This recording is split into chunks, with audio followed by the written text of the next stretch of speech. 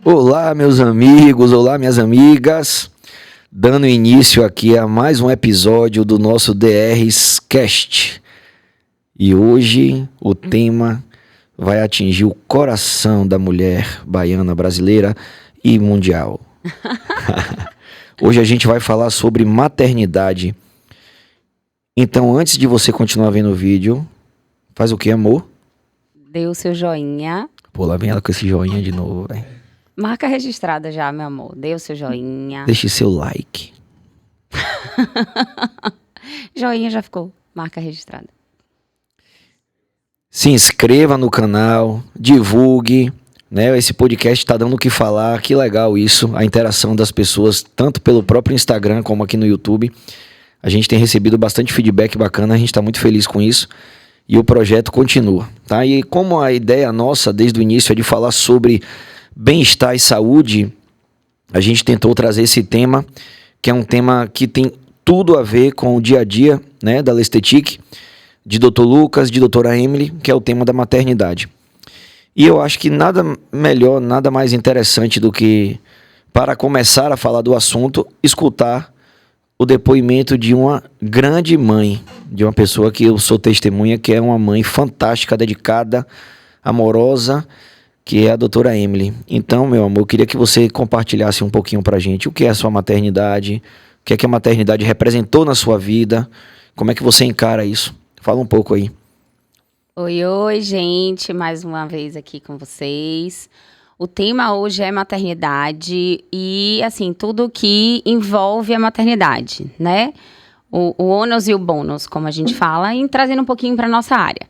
Mas a maternidade, para mim, divide a vida, né? Eu acho que para mim não, acho que para toda mãe. Até porque a gente só aprende a ser mãe sendo mãe. Não tem livro, não tem conselho, não tem nada que ultrapasse a experiência de viver a maternidade. E basta um filho para a gente ser mãe, né? Basta a primeira experiência. E para mim, eu considero assim, é um marco do que era a Emily antes de ser mãe e do que é a Emily após ser mãe. Principalmente para a gente, né? Profissional, eu sou médica, mas qualquer pessoa que trabalha fora de casa. Então, a gente tem que reestruturar a vida toda completa em cima disso. Mas, vale a pena, né? É bom demais, vale a pena. E o que é que exatamente você quer saber da minha maternidade? Fale aí. Você falou da ressignificação e do marco, né? E a gente, né, eu acho que a paternidade também traz esse marco de forma muito forte, mas é muito diferente, né? A gente sabe, né, o tanto que é discrepante a exigência de dedicação, principalmente no início, né, do pai e da mãe. Então, eu me considero um pai presente, um pai dedicado, eu sou apaixonado pelas minhas filhas, mas chega naquele início ali, no momento do vamos ver mesmo, né? E até hoje, né? Até hoje, eu acho que sempre a mãe tem aquela figura, é aquela coisa mais intensa. Então, do ponto de vista físico, né? Do ponto de vista de cansaço, né? Enfim, de dedicação física para as crianças, eu acho que a mãe sofre muito mais, né? A mãe tem que estar presente, a mãe amamenta, a mãe tem a gestação, né? Então, do ponto de vista físico, assim, como é que você considera essa etapa, esse início, né? O que é que você diria para as mães que estão perto de ter seus primeiros filhos e encarar ali os primeiros 2, 3 meses da vida da criança? Como é que é essa parte? Olha só, assim, para quem nos conhece, a maternidade pode ser vivida de diversas formas, né? Mas para quem nos conhece, a gente escolheu, eu falo porque, gente, você viver a maternidade não dá para viver sozinha, né? Eu acho que tem que ser uma combinação com o parceiro de como você quer viver essa experiência. Claro que, como ele falou, o filho depende mais da mãe em partes, tá? Depende de como você queira viver essa maternidade. Porque hoje em dia tem muita gente que que vive de uma forma bem diferente, que sai para trabalhar cedo, que não amamenta o seu filho e tudo bem, né? E assim, é questão de escolha. No nosso caso, a gente quis viver sem muita colaboração, principalmente os primeiros meses. A gente quis viver a maternidade intensamente, viver as nossas filhas de forma bem intensa. Mas esse foi o nosso formato que a gente achou, né? De escolher, criar e educar, enfim. Com relação ao cansaço, neste contexto de experiência, sim, realmente a mãe fica sobrecarregada principalmente pela amamentação, né? Então, eu acho que essa relação, essa ligação com o período de amamentação, eu acho que aí não tem como substituir. A mãe que quer viver esse processo não tem como passar para o pai, né? Porque hoje os suplementos alimentares, até os pediatras antigamente não sugeriam isso, mas hoje sim, ok. Então, viver a maternidade desse jeito, sim, tem um cansaço, uma fadiga física, mental, muitas vezes, muito grande. Mas é uma opção, é uma escolha, né? Com relação à parte física, tem duas vertentes. Tem a parte física de cansaço do processo, mas tem o que a maternidade deixa de consequência, né? Então, isso, falando da amamentação em si, isso repercute, sim, na mama, como assim, trazendo um pouco, né, para nossa área, repercute diretamente na mama. Mas o fato de gerir, o fato da gestação, já deixa também repercussões na mama. Então, o cansaço físico, a exaustão, para quem quer viver a maternidade desse jeito, não tem escolha, né? É fato. Mas uma coisa que eu acho interessante é o seguinte, a experiência que a gente tem dentro de casa, né? Já que o DR significa a discussão do relacionamento também, e eu sempre gosto de trazer um pouco para nossa vida. A grande questão é o não delegar das filhas. A nossa escolha em relação às nossas duas filhas foi de nós tomarmos conta dela, né? No sentido de nós passarmos para elas os nossos valores, os nossos exemplos. E você não consegue passar valor e passar exemplo se você passa o dia inteiro trabalhando e a criança fica o dia inteiro com alguém, né? Com a babá, com a avó. Quem vai passar o valor e o exemplo é a babá e a avó, não é o pai e a mãe. Né? Exatamente. Então, essa é a questão, eu acho que mudou, né? Que mais alterou a nossa vida foi essa decisão, da gente não ter, você falou, a gente preferiu não ter tanta colaboração. E como isso repercutiu de forma positiva, como vem repercutindo de forma positiva, em quem são as nossas filhas hoje. Já com 11 anos e com 4 anos a gente consegue perceber como elas são, né? Assim, o comportamento, a humanidade, a preocupação com o próximo. Isso quem passou foi eu e você, não foi a babá, não foi a avó, não foi a tia, né? Então, essa é a questão. E trazendo um pouco para a nossa área, mudando um pouco a vertente aí do assunto, você falou muito da mama, né? Você tocou no assunto da mama, da amamentação. Então, assim, a gente tem essa coisa das consequências, né? Eu falo muito sobre isso. Eu vejo a maternidade como positiva em praticamente todos os quesitos, em todos os pontos, né? Eu vejo uma coisa maravilhosa, eu vivi isso, né? Eu tenho a minha mãe como referência de minha vida e eu tenho você como referência para as minhas filhas, mas eu vivo também a dor, né? A dor é o que mais me procura hoje na minha clínica, no meu consultório, é aquela mulher que já teve seus filhos e que ela chega em um determinado momento que os filhos estão um pouquinho mais crescidos e que bate na porta a realidade, ei, você é mulher também, né? Você é esposa também, ou você é solteira e precisa de viver a sua vida de solteira também, né? Então, a gente escolher um caminho de ajudar as pessoas, né? A nossa missão é essa, é ajudar as pessoas nos seus problemas estéticos, principalmente. Mas no meu dia a dia, a mãe é quem frequenta meu consultório com mais intensidade, é o que eu ouço todos os dias. Então, a feminilidade não pode ser esquecida, ela tem que ser valorizada, independente se a pessoa tem filho ou não. Tá? E eu tenho notado, de uns 5 anos talvez para cá, com toda a evolução e toda essa moda, a gente falou sobre corrida, né, em um dos episódios de podcast, a gente fala muito sobre treino, sobre dieta, a gente sempre fala sobre esse tipo de assunto.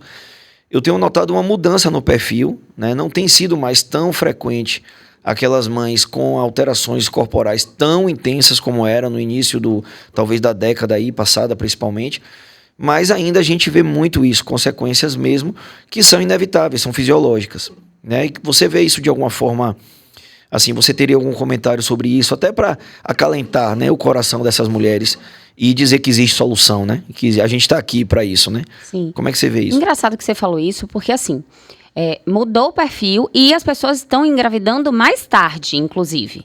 Então, antigamente, as pessoas tinham filho mais cedo, mas não tinham um planejamento para a gestação, para preparar o seu corpo para a gestação, tampouco para logo pós que engravida.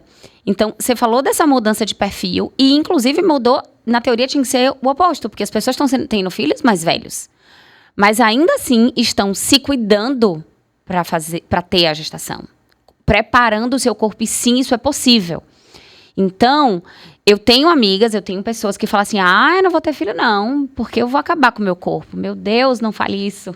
Eu acho que a experiência, primeiro que a experiência da maternidade, eu acho que, assim, né, seria interessante para toda mulher viver. Como eu disse, muda muito, a gente amadurece de uma forma geral, a gente se torna pessoas melhores. Eu acho que eu sou melhor depois que eu fui mãe. Mas você pode preparar o seu corpo para engravidar, né? Com alimentação, com atividade física, blá, blá, blá. Não é blá, blá, blá. Tá? Você pode fortalecer a sua musculatura para ser distendida com a gestação. Você pode preparar o seu corpo como um todo, antes. Com procedimentos, inclusive. Eu estou preparando algumas mães, falam assim, Emília, eu quero engravidar, mas eu já tenho uma flacidez, eu já tenho algumas situações estéticas prévias, então eu não quero que isso piore depois da gravidez. Sim, isso é possível. Mas também, se você preparar, você vai ter um pós-gravidez muito melhor. Muito melhor. E que talvez não é aquela coisa assim, não é uma condição obrigatória. Não, eu tive filho, eu vou ter que fazer alguma cirurgia plástica. Não, eu sou exemplo disso, né? Mama, por isso que eu comecei a falar da mama. Mama é uma questão que a gente não tem o que fazer pela mama. Não tem atividade física, só você não ganhar tanto peso, né? Eu acho que você não ganhar tanto peso durante a gravidez é a única coisa que você pode fazer um pouco pela sua mama. Mas mesmo que você não queira amamentar, tá? Então a mama cresce demais durante a gravidez e murcha completamente após ela. Mas hoje as cirurgias, a evolução da cirurgia plástica é tamanha que ainda assim você pode, tudo é possível de ser corrigido com as consequências. E aí vem, meu amor, que hoje você acabou se tornando referência, inclusive pela procura desse padrão de perfil, na verdade, né? De paciente pós as mães, a sua idade, né, mais ou menos, né? A sua persona. São essas mulheres, mães, sem dúvida, que agora estão tentando resgatar um pouco, né? Tipo assim, agora... E chega sempre com essa conversa, né? Agora eu vim cuidar de mim. Exatamente. Cuidei das crianças, né? E agora é a minha vez. Sim, isso é importante. É importante também, se você quer ou não viver intensamente sua maternidade, ok. Mas, assim, é importante, paralelo a isso tudo, pronto, existe um eu nesse contexto de mãe. Então, e a gente está aqui para isso, né? Para ajudar nesse processo. Um detalhe que eu acho que é super válido. Primeiro que, só um parêntese em relação à mama. A mama, de algumas mães, se torna mais bela depois da gestação. Isso eu vejo com certa frequência, né? Eu costumo dizer o seguinte, a mulher que já teve filho, existem duas mulheres que já tiveram filho. A mulher que ainda vai ter outro filho, ou outros filhos, e a mulher que já encerrou a fábrica, né? Que a gente vai chamar esse pessoal... Eu já encerrei a fábrica. Eu também acho. Você falou achando que eu ia dizer, não, peraí, não, eu também acho, pra mim já tá de bom tamanho. Não, eu tô dando recado, porque as pessoas me cobram o terceiro filho, eu digo, já encerrei a fábrica. Até porque, gente, tem gente que fala assim... Não vai tentar um menino, não? Não tentaria um menino. Se fosse pra ter outro filho, eu ia torcer pra vir outra menina. Meu mundo é cor-de-rosa, eu só convivo com mulheres, pelo menos tem bigode. Bigode tá lá, macho. Tá bigode é nosso cachorro, tá, gente? Tá bom. Pra que eu quero outro macho dentro de casa? Já basta eu. Você, né? Exato. Oxi. Mas tá. Sim, diga. Sim, então, assim, tem mulheres que ficam... que tem, por exemplo... Eu sempre gosto de dizer, adolescente e mulher jovem que tem a mama pequena, bota a mão pro céu. Bota a mão pro céu, agradece, porque, de fato, é a mulher que tem uma chance grande de não querer fazer nada depois da gestação e das amamentações. Porque é uma mama que às vezes desenvolve um pouco, né? Ela tem pouca glândula, tem pouca massa de glândula mamária.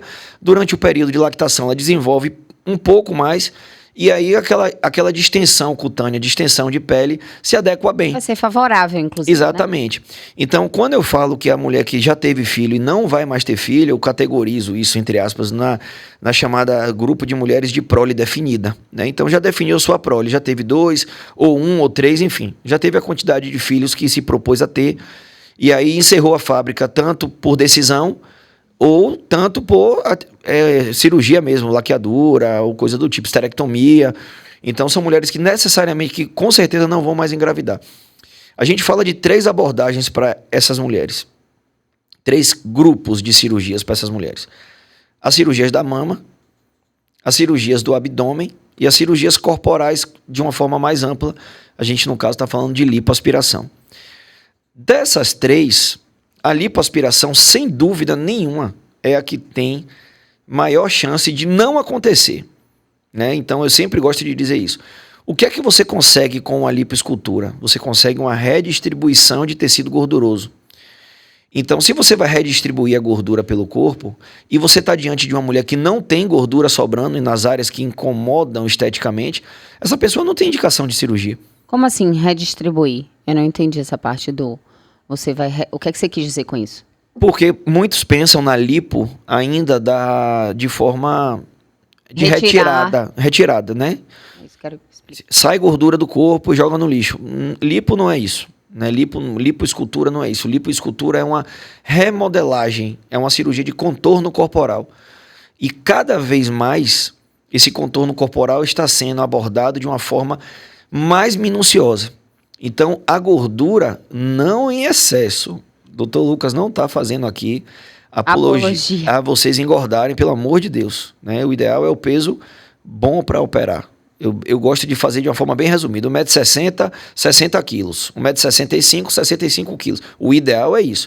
Mas hoje a redistribuição de gordura se dá de uma forma tão fina, a gente utiliza o ultrassom durante a cirurgia para localizar melhor aonde a gente quer que a gordura vá parar.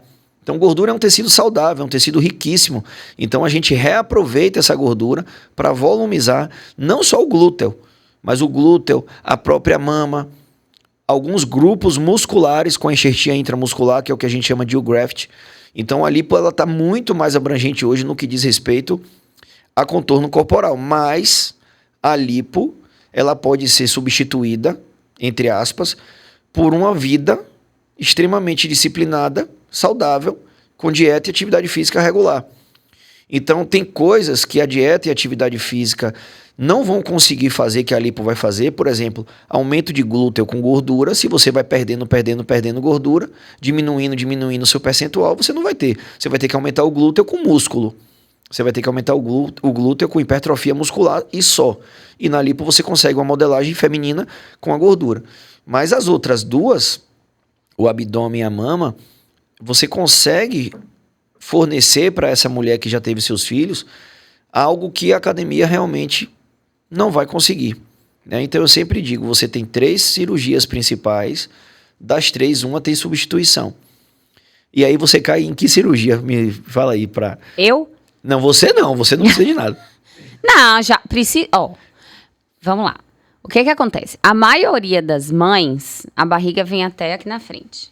Então, existe o enfraquecimento, o alargamento daquele músculo, aquela sobra daquela pele.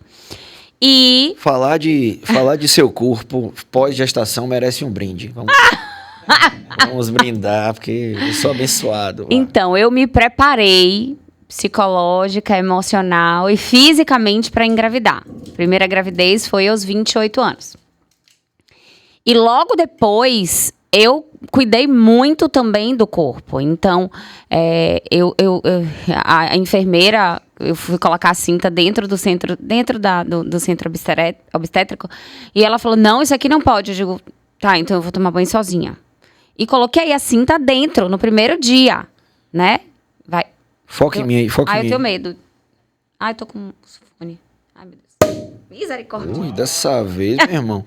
Uou! Isso aí é ela... Eita, bati no microfone e fez um barulho. Mas, assim, a probabilidade da mulher precisar de uma abdominoplastia não é pequena.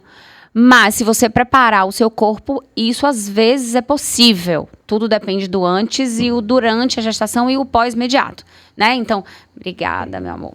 Então, se você prepara o seu corpo e se você não ganha muito peso e se você faz o que você precisa fazer antes da gravidez, ou durante a gravidez, inclusive, a probabilidade é menor. Então, assim, eu não fiz cirurgia corporal, quer dizer, abdômen, glúteo, nada pós gravidez. Mas eu entendo o que você falou da mama, só que eu tô nesse contexto de uma mama muito pequenininha, minha mama era bem pequenininha antes de engravidar. Eu multipliquei os números da mama e depois a mama cresceu muito, eu aumentei, então ela aumentou ainda mais. E após, eu amamentei a minha primeira filha até 10 meses, aquele processo de amamentação exclusiva. E depois eu emagreci muito, então eu diminuí, a minha mama ficou menor do tecido do que era o prévio.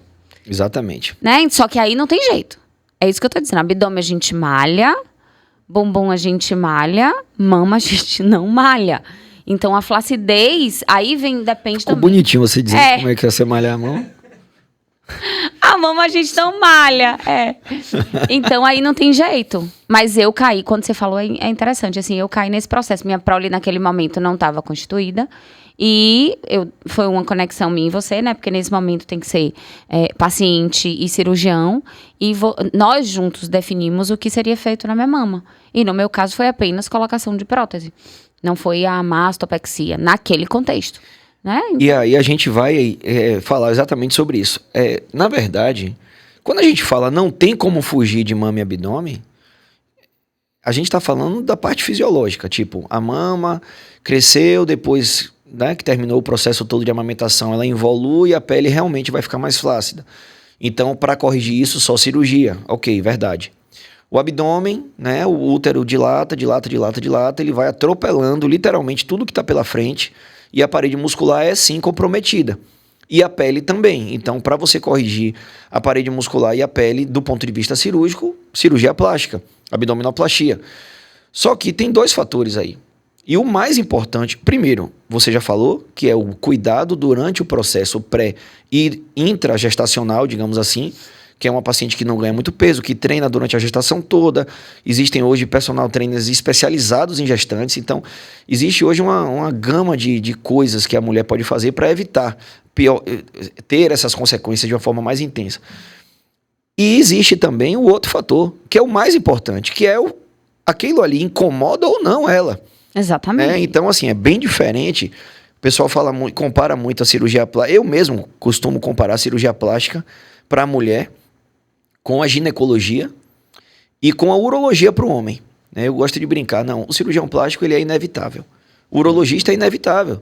Daqui a 3 anos eu faço 45. Ai, meu Deus, para que eu fui lembrar disso? Mas já sabe o que é que vai ter que acontecer, né? Então, a ginecologista é inevitável. A mulher tem que fazer a prevenção dela. Né? Então, isso... E eu fico brincando, a cirurgia plástica é inevitável para a mulher que teve filho, porque se ela quiser recuperar a estética dela, pré-gestacional, ela precisa do cirurgião plástico. Mas é óbvio que aí vem o parêntese. Né? Incomoda você? Eu gosto muito de dizer isso. Primeiro, não faça a cirurgia plástica para agradar ninguém. Nem o marido, nem o ex-marido...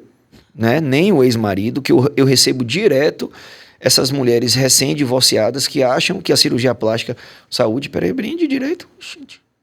Você serve aqui... Beber sem brindar. Imagina, saúde, Bruno.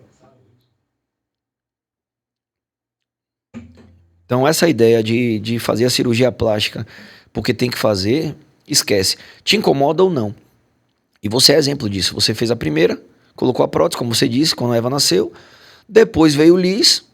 Você amamentou Liz um bocado de tempo também. Mais de 1 ano, não foi? 1 ano e 2 meses. Ganhei flacidez. Sim. Minha mama caiu um pouco.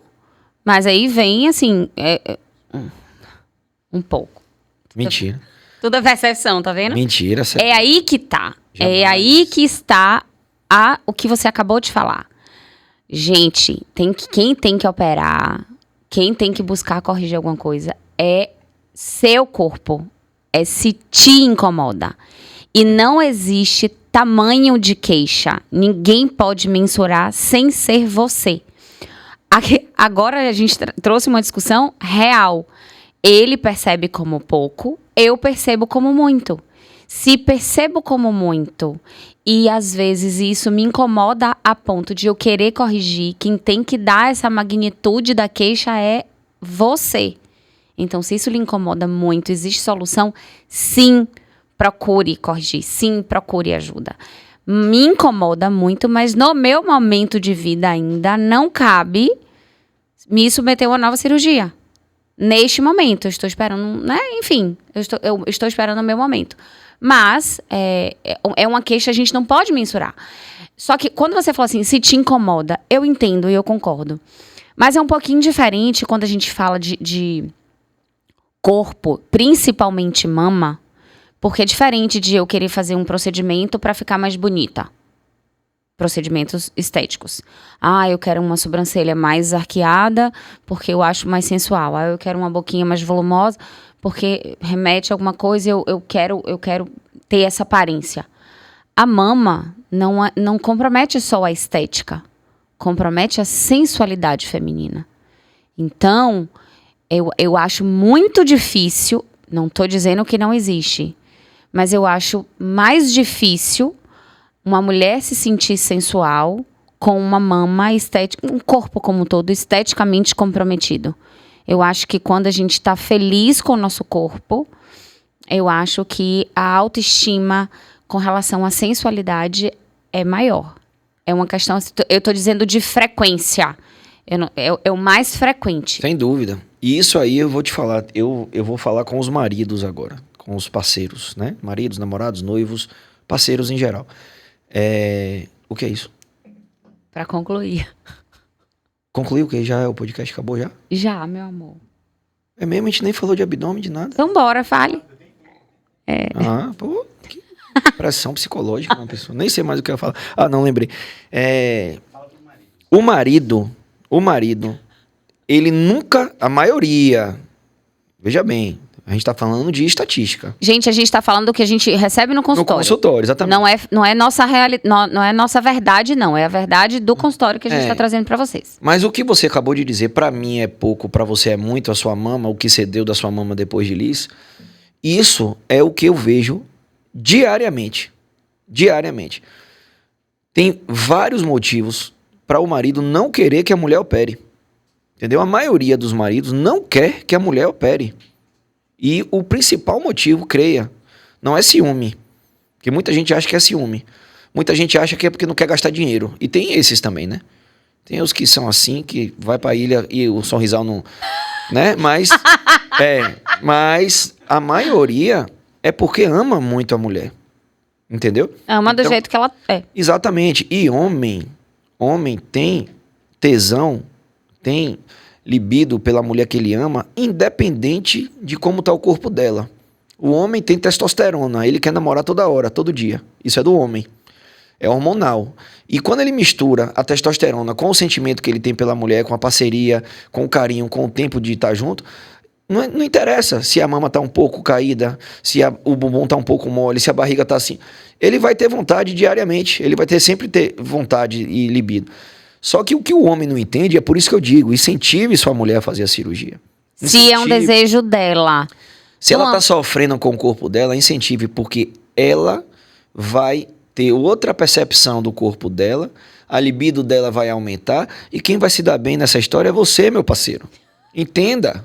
Não, é sério, isso é importante, porque as pessoas, a mulher às vezes, fulaninho não quer me incentivar, desculpa, bateu aqui, fulaninho não quer me incentivar a operar, ele é muito ruim, ele não quer que eu opere, não, é porque ele gosta de você assim, entendeu? Então você tem que tentar trabalhar a mente dele nesse sentido do que eu tô te falando.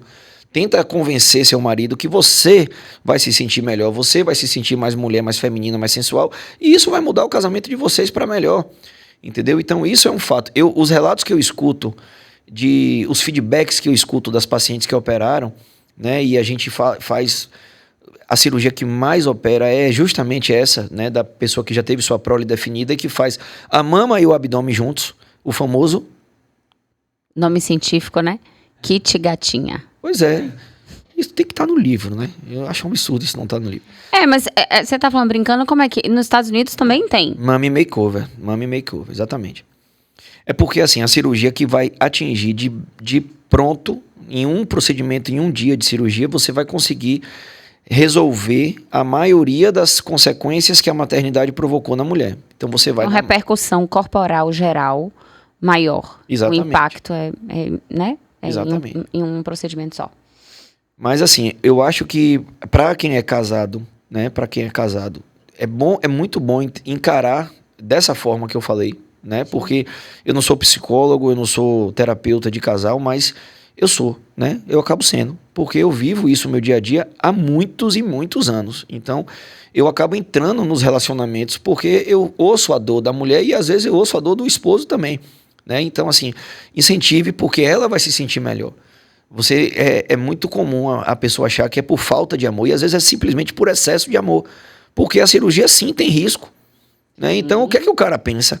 Pô, por que ela vai operar? Eu gosto dela assim, vou botar ela em risco e ainda vou gastar dinheiro para isso, sabe? Então, assim, para ele não muda nada, só que vai mudar de forma indireta.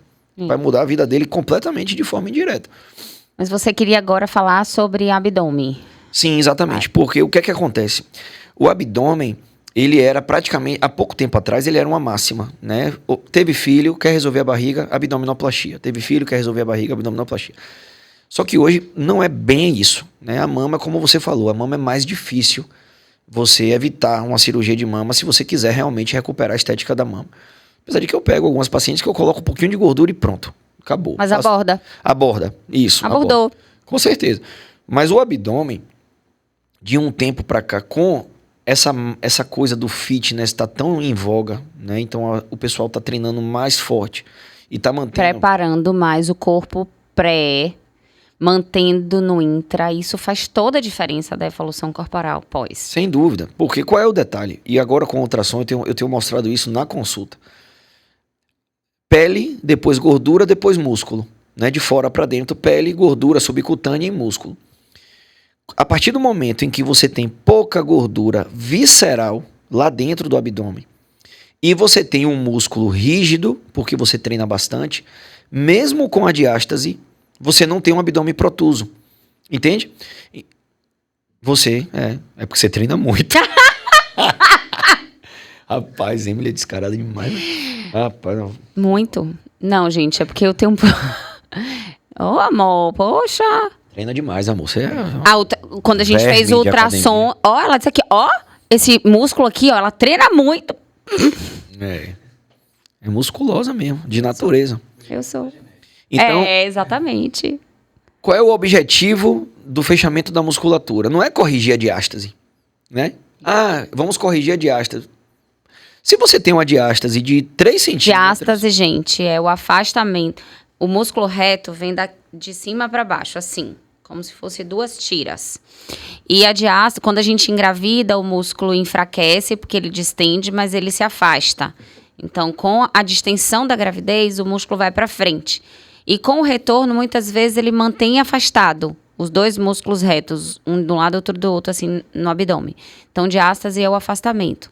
Esse afastamento é individual de cada um. Tem gente que não tem quase nada, tem gente que tem muito. E essa diástase interfere enquanto o abdômen fica pulado para frente, né? Protuso. Só que é isso, você não vai entrar pensando nesses centímetros, né? Tipo, são 2, são 3, são 6. Não é isso que vai fazer a diferença. O que vai fazer a diferença é o contorno da musculatura. Então, se você tem musculatura rígida, mesmo afastada, ela contém o abdômen lá para dentro. Se você tem uma diástase grande, porém pouca gordura visceral e um músculo forte, não está indicado fechar o músculo. Não tem hérnia, não tem incômodo, o abdômen é reto, vai fechar o músculo para quê? Por outro lado, você pode ter a situação exatamente contrária. Você pode botar ultrassom, medir uma diástase de 1,5, de 2 centímetros. Uma mulher que teve 3 filhos, tem uma mínima diástase, só que ela é extremamente barriguda, ela tem aquele abdômen bem protuso, porque a musculatura como um todo é flácida e ela tem muita gordura visceral. Então hoje você consegue evitar a abdominoplastia se você tem pouca gordura visceral e tem uma musculatura rígida. Dá para não fazer abdominoplastia? Dá. E aí você vem para a pele, que é a outra grande consequência da distensão da gestação. Distendeu, 9 meses, aquele barrigão, a pele fica flácida. Só que hoje você consegue tratar essa flacidez em alguns casos, não são todos os casos. Tem indicações de cirurgia excisional de retirada de pele obrigatória, né? A abdominoplastia passa a ser obrigatória em determinado tipo de flacidez e de sobra de pele, mas naquela flacidez parcial que 2 anos atrás, né, 1 ano e meio atrás, 2 anos atrás, a gente indicava abdominoplastia, hoje a gente pode indicar lipo, aspiração com associação de tecnologia para retração de pele. Adianta fazer lipo com argoplasma numa mulher que tem um abdômen protuso? Não adianta. Porque você vai retrair a pele e a pele vai deitar em cima de um músculo que é dilatado. E você vai continuar barriguda, vai continuar sem mudar sua circunferência abdominal. Não adianta nada. Então você vai indicar lipo com argoplasma ou com Renuvium ou com qualquer outra tecnologia para a mãe de prole definida que tem um músculo rígido e não tem protusão abdominal. Essa é a forma de você evitar a abdominoplastia. Aí você tem o Mila, você vai ver, o que é Mila? Toda vez que claro, eu falo, você vai ver. Porque você vem com os termos técnicos e às vezes as pessoas não sabem. Então, meu amor, o que é Mila? Pronto, o Mila é a cirurgia que faz a correção da diástase por videolaparoscopia. Então você, através de pequenas incisões, passa a câmera e as pinças e fecha a musculatura do abdômen. Então é uma cirurgia que tem indicação muito restrita, na minha opinião, muito restrita. Porque é raro, na verdade, uma paciente ter apenas a distensão sem o excesso de pele. Mas por quê? Eu penso dessa forma. Eu não estou falando aqui contra o Mila, pelo amor de Deus. É uma cirurgia maravilhosa, né? Não, você falou que é pouco indicado. Mas é isso, porque o que quando é indicado é sensacional. Se você tem a indicação do Mila, é porque você tem pouca protusão. Você entendeu? Ah, entendi. Ou se você tem uma protusão intermediária... Protusão, gente, é barrigudo. É a barriga que vai para frente. É a barriga de homem de chope. A barriga é fina, de gordura, mas é barrigudo porque o músculo tá todo a gordura visceral, exatamente.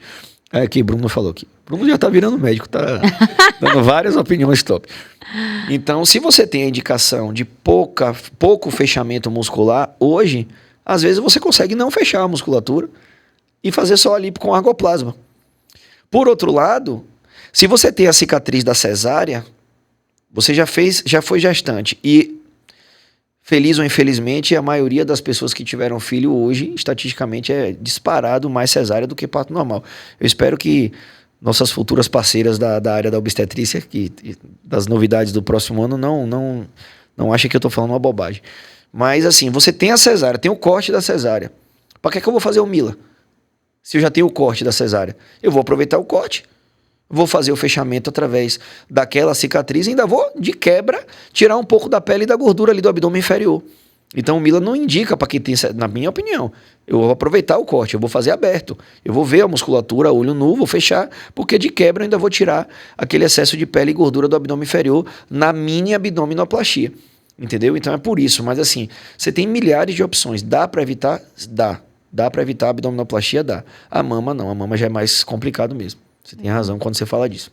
Então, a maternidade, na verdade, é assim, quando algumas pessoas falam, né, o ônus da maternidade é viver, né, viver essa constituição de família, viver os filhos, e como eu disse, só sabe quem é mãe, de verdade. Eu escutava isso de minha mãe, viu, mãe, te amo, um beijo, e é verdade, agora eu sei. Mas tem o bônus e tem o ônus. Vai além da dificuldade hoje em dia, né, de educar, tá se tornando cada vez mais difícil com o mundo do jeito que tá hoje, então precisa um pouquinho mais da nossa dedicação, mas tem também você nesse contexto, então é muito importante que você se olhe nesse contexto, de preferência não se abandone, mas eu sei que no momento mais inicial, assim, da gestação, eu escolhi viver dessa forma, né? Eu fui me cuidando, sim, dentro de casa, o que era possível, e quis viver intensamente a maternidade, mas chegou uma hora que a gente fala assim, não, peraí, eu também preciso me olhar um pouquinho mais, é plástica que é o caminho, é a solução dos meus problemas para me tornar um pouco mais feliz, como mãe, como mulher, ou é só uma atividade física? Então, existem diversas possibilidades, como o Lucas trouxe claramente e perfeitamente aqui. Existem diversas possibilidades para cada perfil de paciente e só um exame físico muito detalhado, uma conversa muito clara com seu cirurgião, Pra saber se você, qual é a melhor cirurgia e se você precisa operar, como você falou. O que eu acho brilhante dentro do seu contexto, aí agora eu tô falando de você, o que eu acho brilhante em você é porque muitas vezes a paciente vem com uma insatisfação, você faz esse exame físico minucioso, você faz o diagnóstico da paciente e você diz pra ela que às vezes o que ela precisa não é operar. Então, você faz uma boa orientação, às vezes assim, não, mas é um caminho um pouco mais fácil. Sim, é um caminho um pouco mais fácil. Hoje a cirurgia plástica, em alguns casos, hoje a cirurgia plástica, operar, você falou que tem risco, sim, tem risco, mas está cada vez menor, né, esses riscos por toda a segurança que tem em torno da medicina, da parte da anestesia, enfim. Então, às vezes, com a sua sinceridade, a sua honestidade, você aí fala, não, tá, mas isso aqui me incomoda, isso aqui só com plástica. Tem coisas que sim, mas tem coisas que não.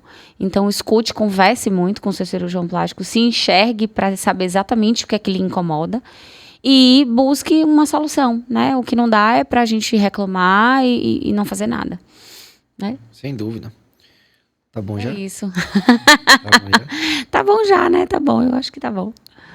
Quem quiser me conhecer mais como mãe, a gente não falou muito disso, porque eu acho que hoje a abordagem era a parte que envolve a gente profissionalmente. Então, gente, espero que vocês tenham curtido aí o papo. Se ficou alguma dúvida do que o Lucas falou, se querem saber mais alguma coisa, deixa aí no comentário que a gente pode, né, te esclarecer de tudo, de técnica. Quiser compartilhar algum caso seu, doutor, eu sinto isso, eu tenho essa queixa. Pode escrever aqui pra gente, que a gente interage, a gente bate um papo legal e esclarece alguma dúvida de vocês. Então, se você tá nessa situação de pós-maternidade e tá agoniada, tá triste quando vai no espelho, gente, hoje em dia a coisa tá tão abrangente, tão moderna, tão top mesmo, para você voltar a ter aquele bem-estar, aquela autoestima. Não hesite em se tratar, em se cuidar. E só faça o que te dói. A cirurgia plástica é a especialidade do alívio da dor, né? Da própria dor, da sua dor. Não é porque a amiga fez, não é porque... A dor alheia. Exatamente. Então, eu acho que isso é muito... De tudo que a gente falou aqui, o mais importante é só mexa no que te incomoda. Não mexa no que não te incomoda, porque você vai mexer onde não precisa. Exatamente. Então, um grande abraço. Curta, compartilhe. Dê o seu joinha. Valeu!